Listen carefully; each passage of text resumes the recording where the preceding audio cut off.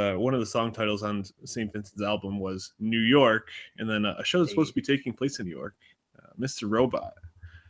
So it's back for its third season. Sam Esmail's baby. It's gotten a lot of love critically. The first season did. Second season, not as much.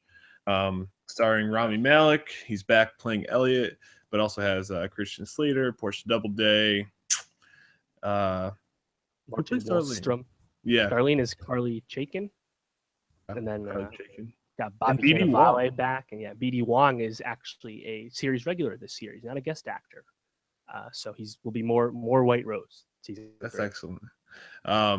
So just this was it's hard to like really describe Mr. Robot, I feel like, because like to summarize it all, you really need to like be involved with the show, especially because the second season was a bit bloated at points, and we talked about that.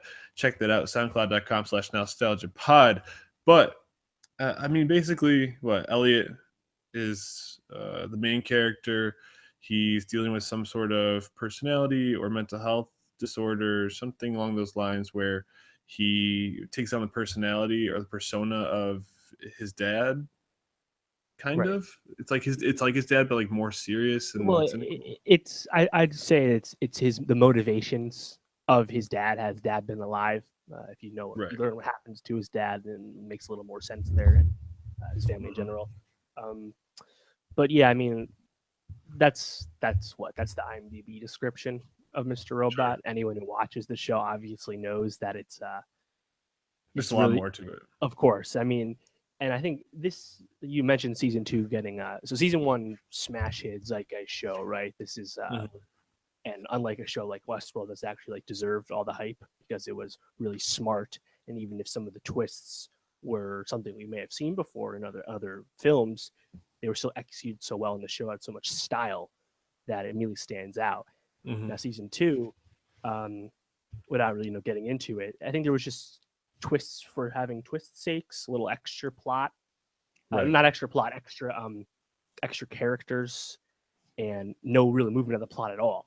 There was the plot moving at such a glacial pace, and what we did spend time with regarding Elliot as being the sole focus of the show for most of the season was ultimately, I think, to the show's detriment, even if I still found the show very compelling through 2 seasons.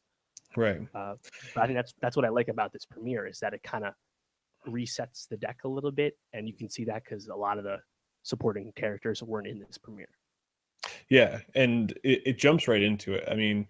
Compared to the first 4 episodes of last season and this episode, there was so much plot movement just within like the first hour compared to 4.5 and of last season. So just to kind of start off, and I guess we'll say spoilers just because I think it's hard to really talk about what's happening on the show without giving some sort of spoilers away. There's a lot of questions I think coming that we come away from this with. Basically, I think where I'm left most is this going to be a show that turns into something about like supernatural or multiple timelines, or I don't know, because when Portia Doubleday's Angela is talking to Elliot, and it's like, what if I told you we could go back and change everything even before like our parents? Like, what did you make of that? Yeah, for sure. I have no idea, because Elliot's like, yeah, it's not possible, right. And then she has a weird look in her eye. So fuck if I know what that means. I think what happens in this premiere? Elliot closes the back door that they had set up for stage 2 of their to assault on Evil Corp, or attempts to, and they might have undone it already. But again, it's kind of resetting the stage a little bit. They go to the coolest like gamer rave of all time. Yeah, geez. Talking about I don't know. Personally, as someone who's not a hacker, I thought that actually painted hackers in the worst light ever, because there's no power, and everyone got worse since the 5.9 hack, and all the hackers are just dicking around in this rave place. Don't get it. That's kind of stereotypical negative hacker view. It's interesting because Mr. Robot has always portrayed hacking really correctly. It doesn't have the rapid typing on the keyboard. It's always been really Mhm. accurate and realistic. So I thought that was an interesting, great scene. But I thought that was an interesting look for hackers as a group. Yeah, it also felt like they were just trying to make a really loud scene so that then Elliot could do his like, aren't these the moments where you wish you could just like mute the world and like take the sound out? Yeah. Like it almost was like they just set it up for something like that to really like use that effect in a way.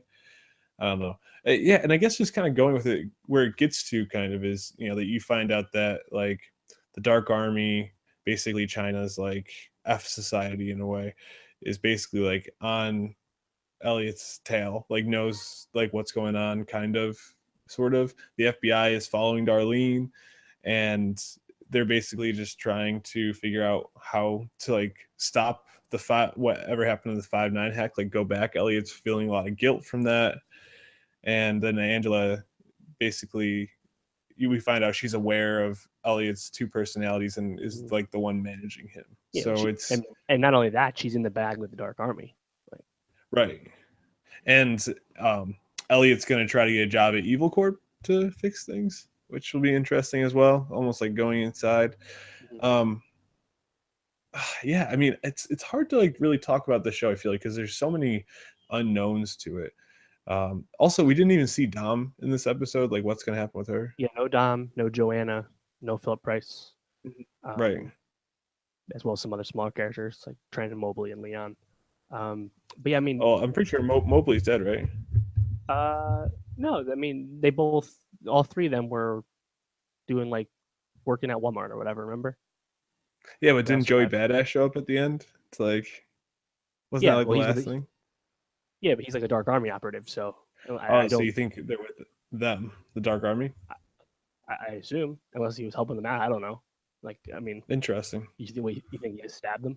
I don't know. I think it'll come up at some point. But I mean, I like what they do with Angela in this premiere because it gave her a lot more agency and her motivations were kind of unclear in season two.